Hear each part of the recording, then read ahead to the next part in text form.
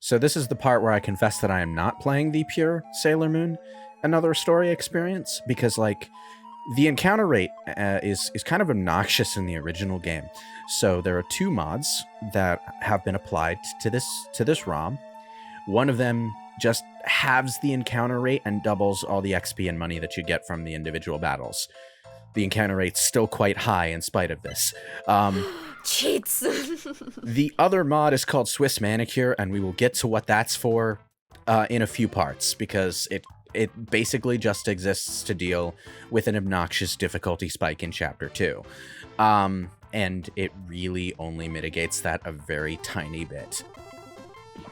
Yeah, the mod comes with the translation pack, I believe, and you can turn that off whenever you want.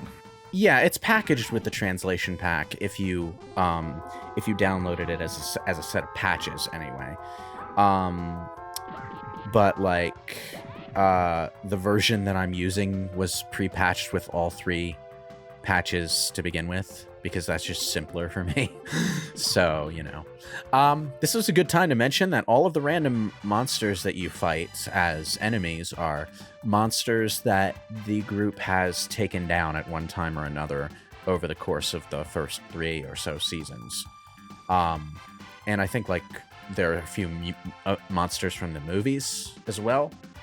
I think they even like held off on finalizing some stuff in the game because there was a movie coming out during development, and they wanted to get the monsters from that movie into the game. So, Is it the movie where Luna becomes a human and it gets all weird? Oh yeah. Well, it would be the movie that's attached to season 3. So I don't know. It might be that one. I don't know about that. I know there's. I haven't. No, I haven't seen a story where Luna becomes human. Huh. It's one of the movies. It's very, very weird. Yeah. That was easy. In any case, occasionally during random battles, you get something that's called a puzzle piece, and what this does is it adds a puzzle piece to this growing image. That's just a piece of art that features all of the Sailor Scouts posing, and it takes a long time to complete, but you can find it in the menu right there, puzzle. You click that, and it'll show you however many puzzle pieces that you've collected so far. Oh man, we got 5 jelly-filled donuts in our inventory. I should mention that I have no idea what happens, if anything happens at all, when you complete that puzzle, because I'm sort of playing this blind as I record it. It's not a very long game. No, it's fairly short by RPG standards. Yeah, but it is a fairly basic JRPG, so I didn't think that I could really play it twice in a row without getting burnt out. I mean, it's made for like 7-year-old girls.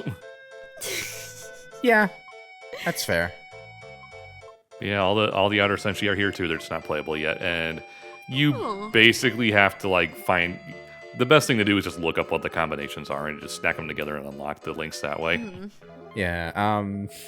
You can basically unlock all of the linked attacks right away at the start of the game, because the game doesn't restrict you from using putting the Sailor Scouts that you haven't played as yet into the thing. You see, there's Pluto. I haven't played as Pluto yet. Wow. Pluto doesn't show up at the beginning of the game like everyone else. But like, I keep fumbling with the menus for the first 2 parts here, because when I set up my emulator, I put A on B and B on A, and it had to do with another game that I was playing that really only made sense with the Super Nintendo's actual layout. And I forgot to set it back before I started playing the game. I fix it between parts. But the result is that I keep hitting cancel when I mean to hit confirm, and I keep hitting confirm when I mean to hit cancel, and the X and the Y buttons are flipped. I feel that pain. One of the interesting things about this ROM and translation patch is that you can put it on a Super Nintendo Classic. Really? Yep. It's just a Super Nintendo ROM. Mm. Yep, I have it on my Super Nintendo Classic under my Japanese games folder. Oh, right. So, like, okay. infinite combinations.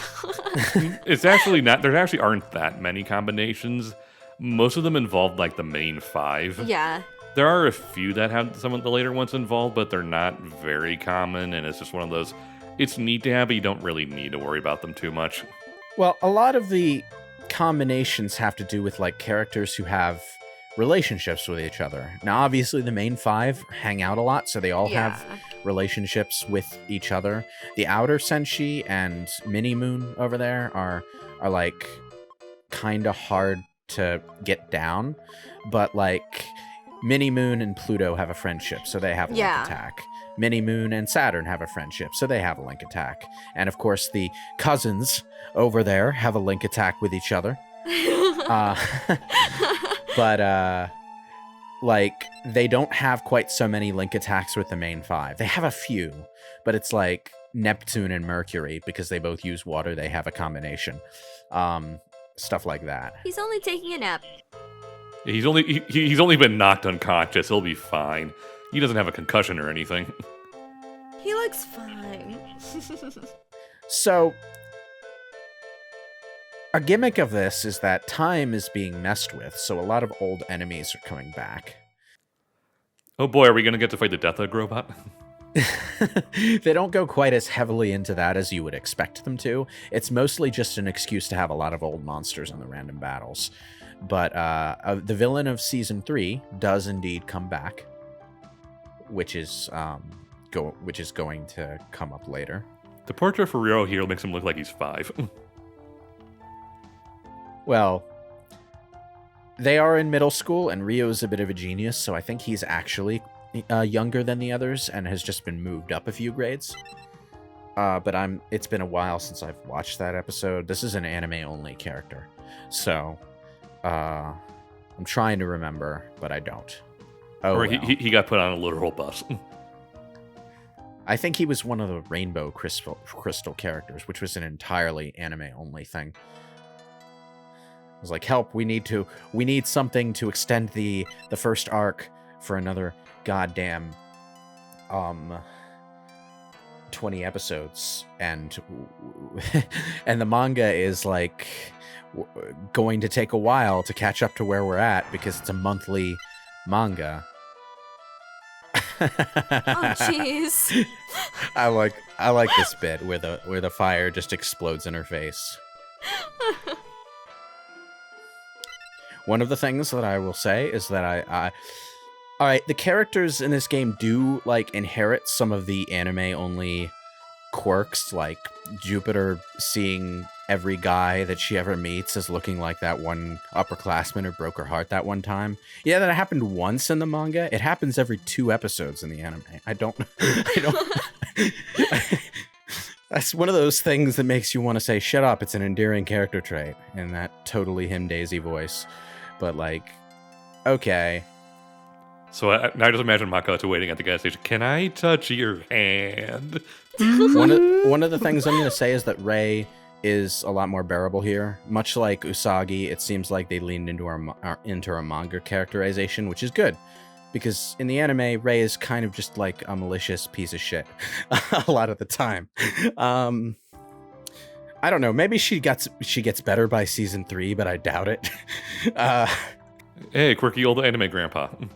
She's kind of just constantly on Usagi's butt in the anime, and it's annoying. Yeah. Now, why do we have the spinning cat ball in the corner of our house here? Anyway, we spent some time with the main 5. Now it's time to spend the day with the outer Senshi. Also, Uranus called her bunhead as a reference to the dig dub. Well, Haruka... it was Meatball Head. Sorry, in the original. My bad. Yeah, it was Meatball Head in the deep dub. But Bunhead, Meatball Head, Odango Atama, I think is the Japanese nickname. Adango Atama. Yeah, something like that. Basically just a reference to her hairstyle. That is something Haruka calls her. So yeah. Shut up, it's an endearing character trait. I know a lot of people like the old Meatball Head nickname, but the problem with that is that it sounds exclusively insulting, whereas the nickname from the original eventually did become an endearment more than an insult, and that just doesn't work with Meatball Head. Oh, Meatball Head.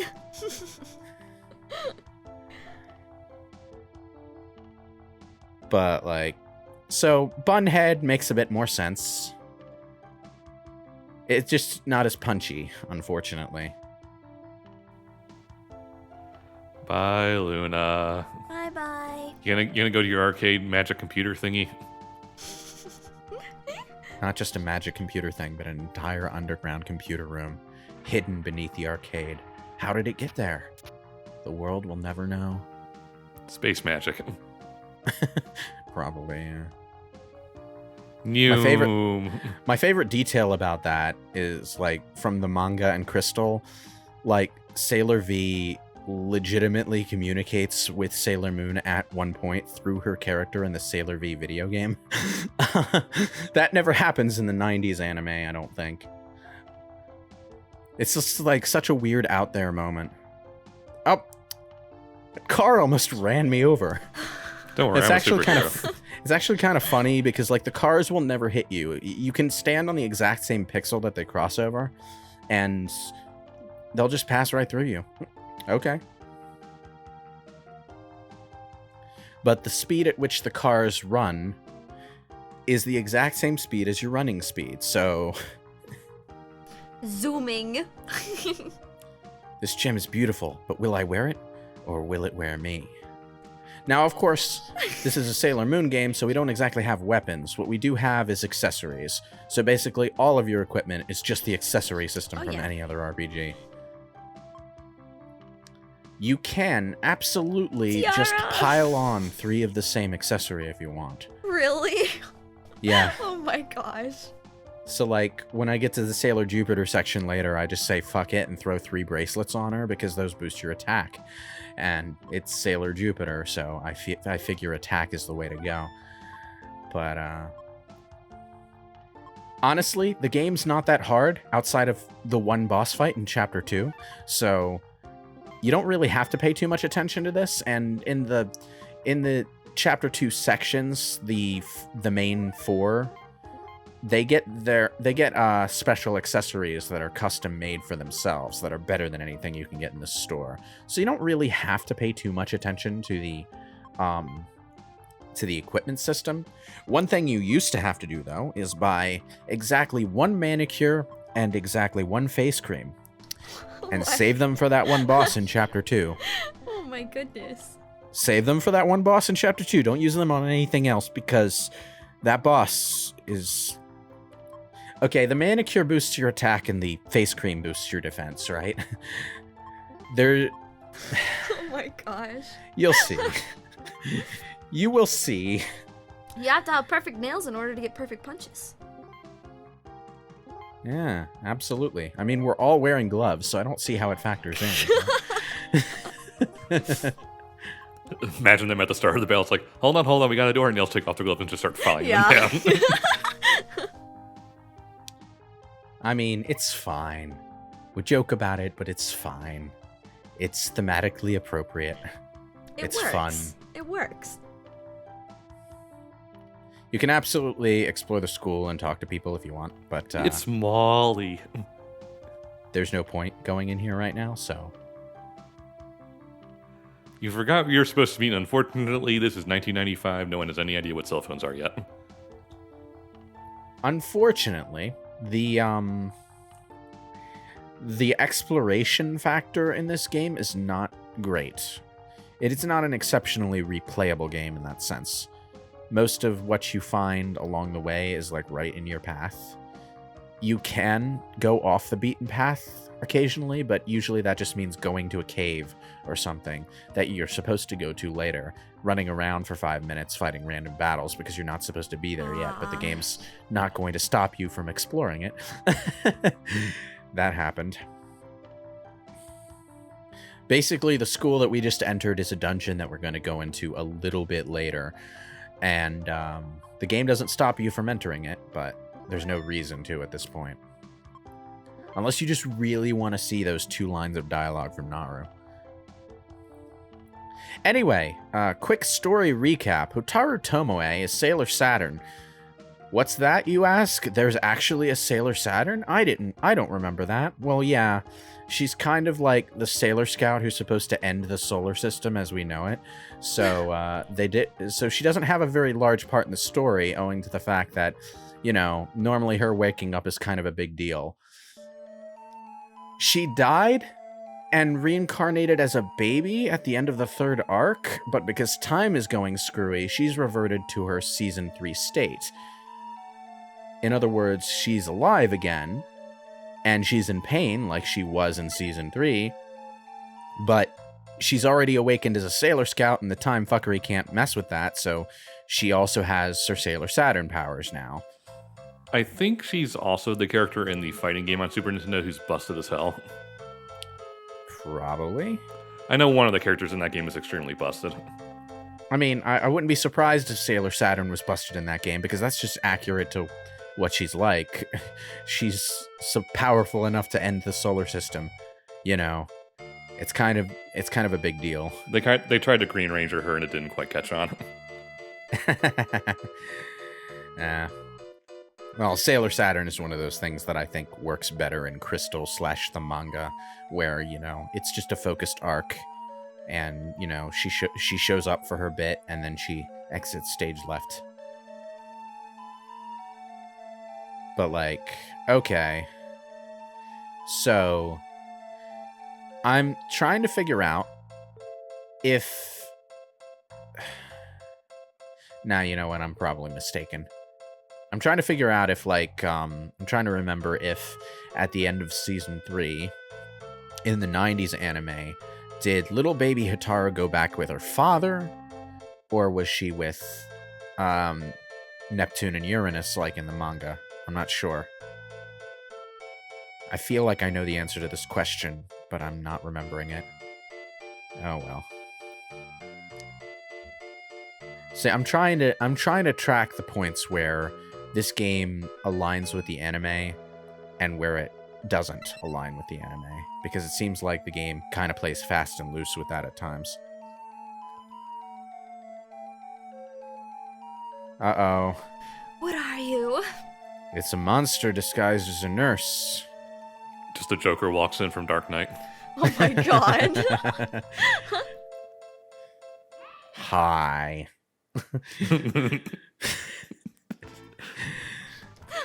I mean, he'd probably feel better against the Sailor Scouts than this monster will, so... So the Sailor Scouts do kind of start a little bit low-leveled when you first get them, but with the grind to be gone mod on, that doesn't last for very long. One thing that I will absolutely say is that Neptune isn't all that useful. Uranus, on the other hand, is a beast. Threw a heart at it. That was cute. The thing about the way the special attacks work in this game is that with very few exceptions, it really is just better to use your biggest attack on however many targets there are. So if there's one target, use your biggest single attack. If there's more than one target, use your biggest area attack. You're going to get all your points back at the end of battle anyway, so you might as well just wipe everything out as fast as you can. There's not a whole lot of thought put into it. But some of them are a little bit weird. For example, bubble spray. This is a really confusing skill because of the way the UI displays things. Like, bubble spray is an attack debuff, but it displays the attack debuff as a damage number, but it doesn't actually inflict damage. So it looks like it inflicts damage when it hits, but it doesn't. It debuffs the enemy's attack power. And also, the debuff doesn't stack. So, don't use bubble spray on the same target more than once. Even though it looks like it might be doing damage. We need to have this character's portrait shrouded in mystery, even though we can see their face on the sprite.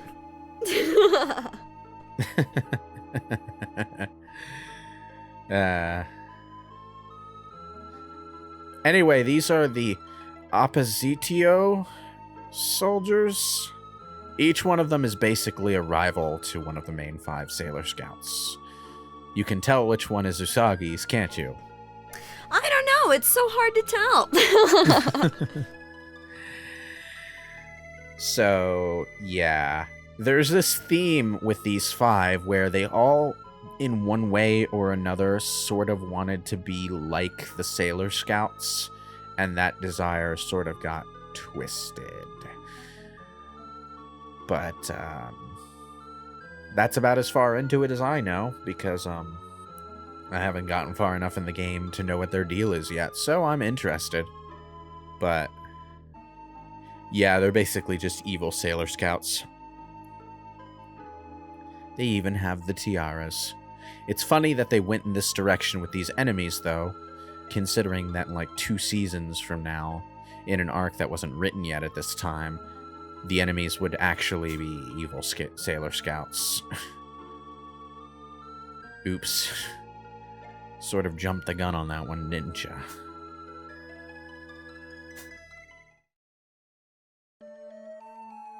Okay, so we should investigate the town. Come along, cousin. And by that they mean, let's just go straight to Usagi's house and stop nowhere on the way because nothing important is happening in town. Trust me, there's nowhere to go. There is, like, one shop that's open now that wasn't open the first time you passed through the town. I think it's, like, the makeup shop. Oh boy, the busted one's here. We're gonna win for sure. Yeah, ironically, Sailor Saturn is not very useful in combat until you have, like, link attacks with her.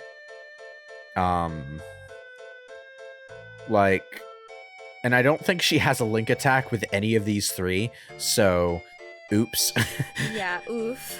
She has exactly 1 skill on her own, and that's, Death Something Revolution.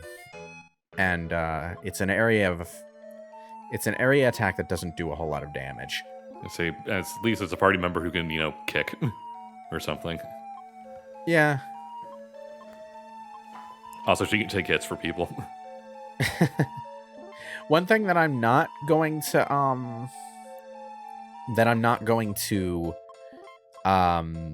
do for a good few parts is mess with my formation, because, like, one of the things that this game does that's actually fairly complicated compared to everything else is its formation system. Instead of the Final Fantasy front row back row system where you do more damage up front and take less damage in back, you actually have, like, entire formation shapes, 5 of them, I think, 4 of them maybe.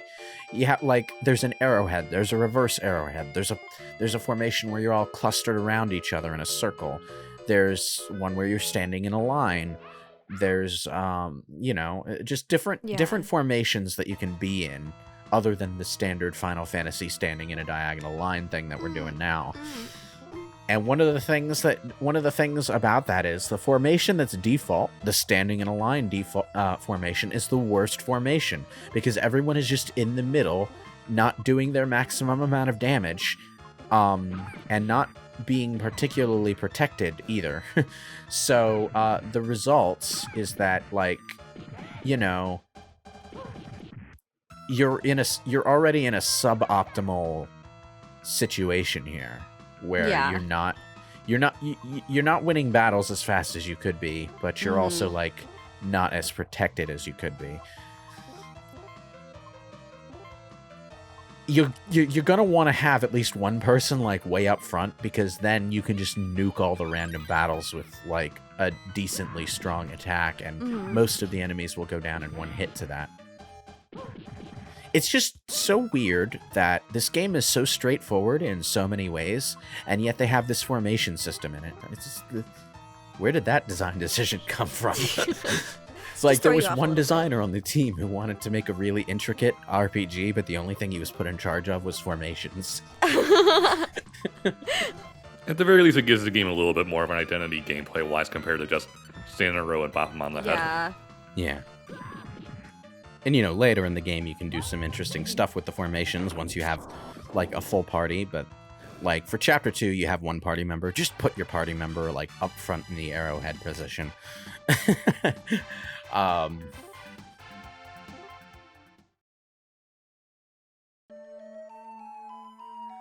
And it's funny because I think the Sailor Mars boss in Chapter 2 might be balanced under the assumption that the player doesn't know about the formation system because, well, you'll see when we get there.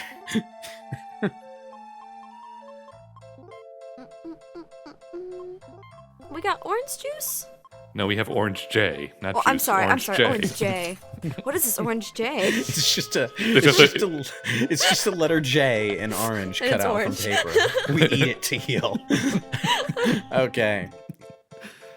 You You won a race.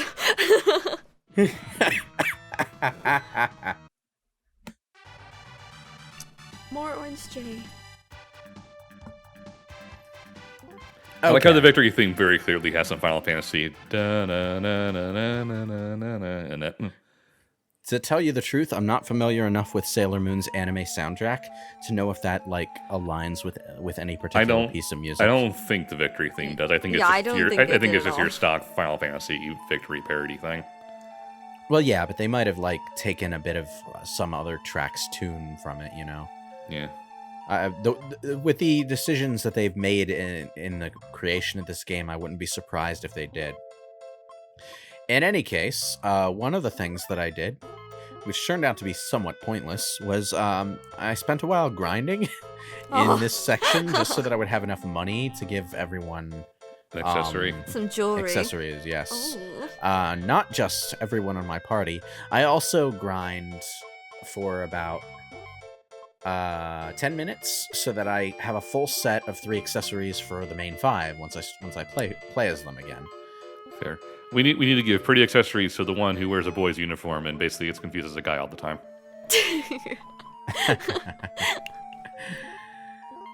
Actually, there's an interesting thing about Uranus that I don't fully understand, but this is something that comes up in the manga and Crystal. Not sure if it came up in the 90s anime.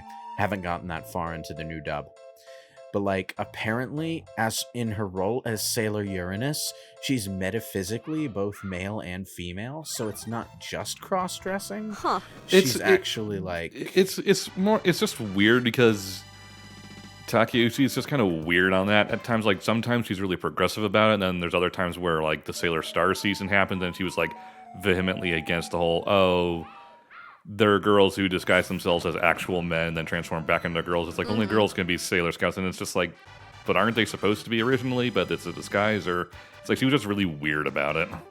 Oh, that's because the Stars series in the manga was as quickfire as every other manga series, and as every other arc in the manga, it was 2 volumes long, and they never really had time to go into that.